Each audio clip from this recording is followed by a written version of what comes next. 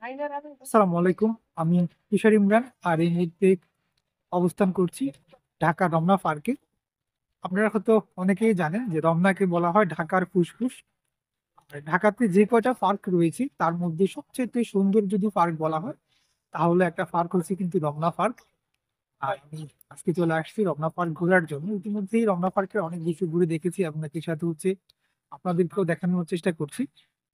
আর আমি সবসময় যে কাজটা করি, বিভিন্ন জায়গায় গেলে আমি ওই জায়গার অভিজ্ঞতাগুলো আপনাদের সাথে শেয়ার করার চেষ্টা করি। যদিও এর আগেও কিন্তু নারায়ণগঞ্জ জেলা নিয়ে আমার ভ্রমণ ভিডিও বা গাইডলাইন দেওয়ার চেষ্টা করেছি আপনাদেরকে।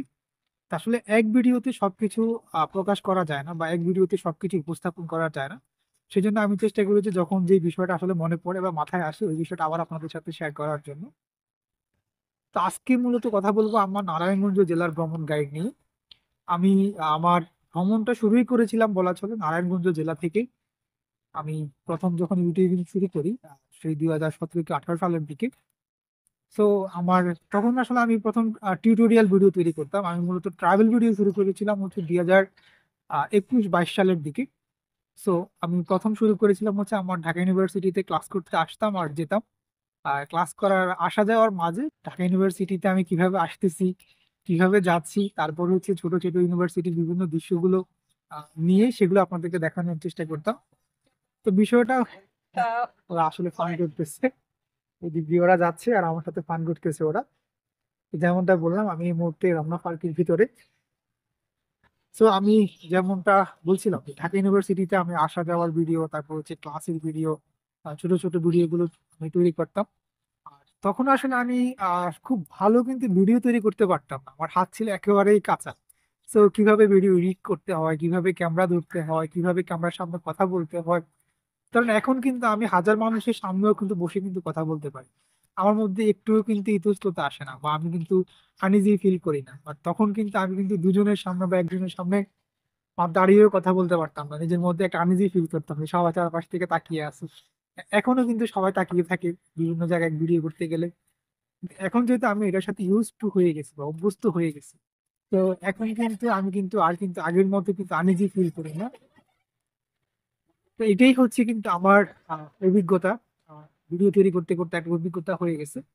তো ঢাকার পরেই কিন্তু আমি প্রথম বাংলাদেশের বলা চলে আমার নিজের নোয়াখালী হচ্ছে আমার জেলা, আর হচ্ছে গিয়ে ঢাকাতে আমার পড়াশোনা, এখানে আমার থাকা। তো এই দুই জায়গার বাইরে কিন্তু আমি আর কোথাও কোনো জেলাতে ঘুরতে যাই নাই। প্রথমবারের মতো আমি গিয়েছিলাম হচ্ছে নারায়ণগঞ্জ। তো নারায়ণগঞ্জের সাথে কিন্তু আমার স্মৃতিটা কিন্তু অন্যরকম, অভিজ্ঞতাটা কিন্তু অন্যরকম।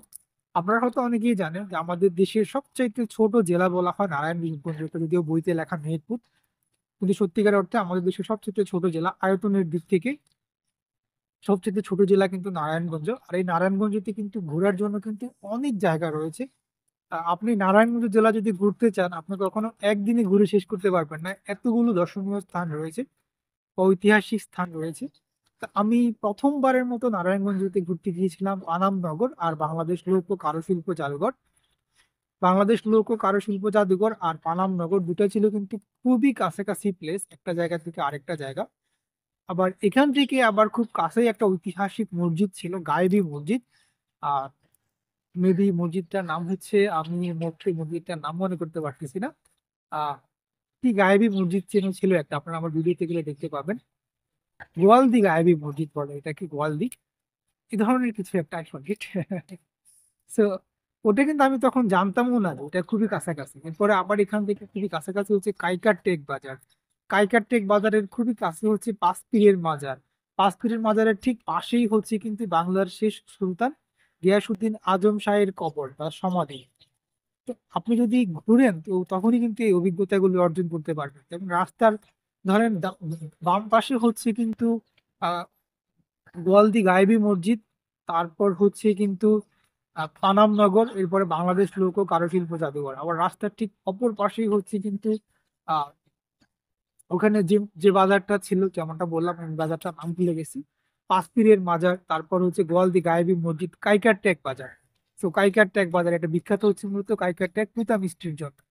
তো এই এই যে জায়গাগুলোর নাম বলছি এগুলো কিন্তু আমি ঘোরার কারণে আমি জানতে পারছি যে এগুলা খুবই কাছাকাছি একটা জায়গা থেকে আরেকটা জায়গা।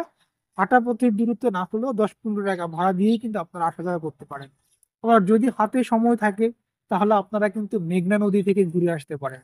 আবার ওখানে কিন্তু মেঘনা নদীতে গেলে খুব সুন্দর একটা জায়গা হচ্ছে কিন্তু মায়াদ্বীপ। আবার মায়াদ্বীপ থেকে একেবারেই হাঁটা পথের দূরত্ব, জাস্ট ধরেন ঢাকা বিশ্ববিদ্যালয় আর শাহবাগ যেরকম কাছাকাছি, এরকম খুবই কাছাকাছি একটা জায়গা ছিল হচ্ছে নুনের ট্যাঙ্ক।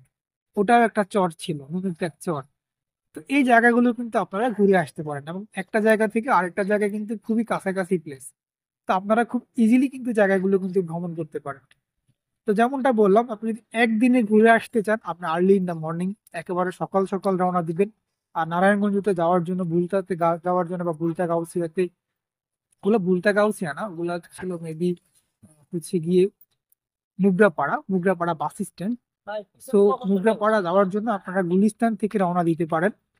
তো গুলিস্তান থেকে যদি আপনারা রওনা দেন, মুগরাপাড়া বাস স্ট্যান্ডে যেতে আপনাদের 1 থেকে 1.5 ঘন্টার মতো সময় লাগবে।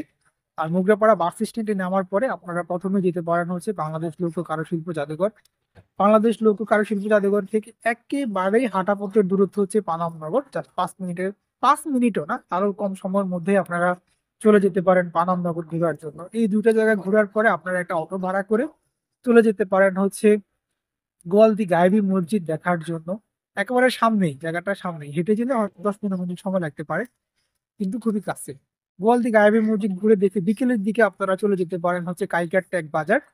আর দুপুরের সময়টা আপনারা ওখানে বৌদ্ধর বাজার রয়েছে, বৌদ্ধর বাজার গিয়ে খাওয়া দাওয়া করে মেঘনা নদী থেকে ঘুরে আসতে পারেন। মেঘনা নদীতে গিয়ে ওখানে আপনারা ঘুরে দেখতে পারেন হচ্ছে মায়াদ্বীপ, নুনের ট্যাগ। ওই দিকটা ঘুরে আবার বৌদ্ধর বাজার থেকে ওই দিকটা হয়ে আপনারা কিন্তু চলে আসতে পারেন হচ্ছে কিন্তু কাইকার টেক বাজার ঘুরে দেখার জন্য। কাইকার টেক বাজার ঘুরে দেখা শেষ করে আপনারা কিন্তু চলে যেতে পারেন হচ্ছে, তো হাতে সময় থাকে, 5 পীরের মাজার আর হচ্ছে গিয়ে বাংলার শেষ সুলতান গিয়াসউদ্দিন আজম শাহের কবর ঘুরে দেখার জন্য। তো এই জায়গাগুলো আপনারা একদিনে ঘুরতে পারেন। এমনটা বললাম, জায়গাগুলো কিন্তু খুব বেশি দূরে না, 10 মিনিট 15 মিনিট এরকম সময় লাগবে একটা জায়গা থেকে আরেকটা জায়গায় ঘুরতে। তো নারায়ণগঞ্জ যদি এখানেই শেষ না, এরপরে নারায়ণগঞ্জ ঘোরার জন্য আরো অনেক জায়গা রয়েছে। যেমন আপনারা চাইলে কিন্তু ঘুরে আসতে পারেন সুবর্ণগ্রাম। আবার সুবর্ণগ্রাম থেকে খুব কাছেই হচ্ছে কিন্তু বাংলার তাজমহল, একই সাথে হচ্ছে জিন্দা পার্ক। এই জায়গাগুলো আপনারা একদিনে ঘুরে আসতে পারেন। সুবর্ণগ্রাম, জিন্দা পার্ক, বাংলার তাজমহল, এগুলো হচ্ছে আবার বুলতা গাউসিয়া। এই পাঁচটা থেকে আপনারা যেতে পারেন, মানে কুড়িল বিশ্ব রোড হয়ে বুলতা গাউসিয়া এই দিকটা থেকে আপনারা এই জায়গাগুলো দিয়ে ঘুরে আসতে পারেন। এরপর আমি আবার ঘুরতে গিয়েছিলাম হচ্ছে কিন্তু বেশ কয়েকটা জমিদার বাড়িতে, যেমন সাতগ্রাম জমিদার বাড়ি, তারপর হচ্ছে গোপালদি জমিদার বাড়ি। এরপর আমি গিয়েছিলাম হচ্ছে নিশনন্দী ফেরিঘাট। তো অনেক জায়গাতে কিন্তু আমি নারায়ণগঞ্জে ঘুরেছি। এরপর আরো আপনারা ঘুরে দেখতে পারেন নারায়ণগঞ্জের আরো একটা দর্শনীয় স্থান হচ্ছে জামদানি শাড়ি কিভাবে তৈরি করা হয়। তো এটাও কিন্তু আবার বুলতা গাউসিয়া থেকে খুবই কাছে। বুলতা গাউসিয়া যাওয়ার পর ওখান থেকে আপনারা 10 টাকা ভাড়া দিয়ে চলে যেতে পারেন ওই জায়গাটাতে। গিয়ে ওখানে দেখতে পারেন যে তাঁতের শাড়ি, বারবার তাঁতের শাড়ি বলতেছি, এটা তাঁতের শাড়ি তৈরি করা হয় টাঙ্গাইলে, টাঙ্গাইলে তাঁতের শাড়ি। আর ওটা হচ্ছে জামদানি শাড়ি। তো এই যে জায়গাগুলোর কথা বললাম, এছাড়াও আরো অনেক জায়গায় কিন্তু আমি ঘুরেছি। আর প্রত্যেকটা জায়গায় কিন্তু আমার চ্যানেলে কিন্তু ভিডিও দেওয়া রয়েছে, আপনারা চাইলে সেই ভিডিওটা দেখতে পারেন। তবে হ্যাঁ, ভিডিওগুলো অন অ্যান অ্যাভারেজ, একেবারে যে ভালো ক্রিয়েট তখন ভিডিও এডিট করতে পারতাম বিষয়টা তা না।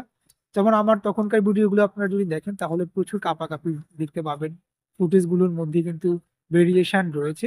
বাট এখন হয়তো আমি আস্তে আস্তে ভিডিও এডিটিং সম্পর্কে আরো ভিডিও দেখছি, নতুন নতুন ভিডিও দেখতেছি ইউটিউবে, এবং ভিডিও এডিটিংটাকে আরো বেশি ইমপ্রুভ করার চেষ্টা করছি। তো এই ছিল হচ্ছে আমার নারায়ণগঞ্জের ভ্রমণের অভিজ্ঞতা। একটা জায়গা থেকে আরেকটা জায়গা এত কাছাকাছি এটা কিন্তু আমি তখন জানতাম না, যার জন্য আমার অনেক দিন সময় লেগেছিল। তো আমার খুব বেশি স্টাডিও করার সময় পাইনি এই জায়গাগুলোতে যাওয়ার জন্য, জাস্ট মাথায় আসতে চলে গেছি। তো ঘোরার কারণে যে অভিজ্ঞতাটা হয়েছে, এখন যদি ঘুরতে যাই আমি কিন্তু একদিনেই কিন্তু অনেক জায়গায় ঘুরে আসতে পারবো। কারণ আমি জানি যে জায়গাগুলো কোথায়, আশেপাশে একটা জায়গা থেকে আরেকটা জায়গায় কতটুকু দূরত্ব, কোন গাড়িতে করে যেতে হবে বা কিভাবে যেতে হবে। তো এটাই হচ্ছে মূলত ঘোরার অভিজ্ঞতা। আপনি যখন ঘুরবেন তখন আপনার সাথে এই অভিজ্ঞতাগুলো কিন্তু আপনি অর্জন করতে পারবেন, এবং অনেক মানুষের সাথে কিন্তু আপনার কমিউনিকেশন হবে, আপনার কমিউনিকেশন স্কিল অনেক ডেভেলপ হবে। তো যেমনটা বললাম, আমার নারায়ণগঞ্জের অভিজ্ঞতা কিন্তু খুবই ভালো ছিল। আর সত্যি কথা বলতে নারায়ণগঞ্জের মানুষজন কিন্তু যথেষ্ট হেল্পফুল ছিল। আমি যখন যেখানে গিয়েছি, আমার ভিডিওতেও আমি অনেককেই নিয়ে আসার চেষ্টা করেছি, আপনারা দেখলেই বুঝতে পারবেন। আমি যখন যেখানে গিয়েছি আর যে যে কোনো সমস্যা, তারা কিন্তু আমাকে সাথে সাথে হেল্প করেছে। কোথায় যাব, হয়তো আমি অনেক জায়গা চিনি না, জিজ্ঞেস করেছি, এমনও হয়েছে যে ওই লোক আমাকে নিজেই নিয়ে গেছে। উনি হয়তো আমাকে দেখাই দিলেই পারতো যে এভাবে যান। তা না করে উনি নিজেই আমাকে ওই জায়গাটা পর্যন্ত পৌঁছে দিয়েছে। তো যার জন্য আমার কাছে মনে হয়েছে যে নারায়ণগঞ্জের মানুষ কিন্তু যথেষ্ট হেল্পফুল। এরপর আমি আবার নারায়ণগঞ্জেতে গিয়েছিলাম হচ্ছে আরেকটা জায়গার নাম মনে পড়লো মাত্রই, যে আমাদের হযরত মুহাম্মদ সাল্লাল্লাহু আলাইহি সাল্লামের পায়ের ছাপযুক্ত একটা পাথর ছিল ওখানে। তো ওটাকে বলা হয় কদম রসুল। ওখান থেকেও ঘুরে আসতে পারেন। আবার সুলতানি আমলে তৈরি করা একটা মসজিদ ছিল ওখানে, বন্দর শাহী মসজিদ। এটা আবার বন্দরে অবস্থিত। ওখান থেকে ঘুরে আসতে পারেন। আমাদের দেশে যে ৩ টা কেল্লা রয়েছে তার মধ্যে ২ টাই কিন্তু নারায়ণগঞ্জেতে।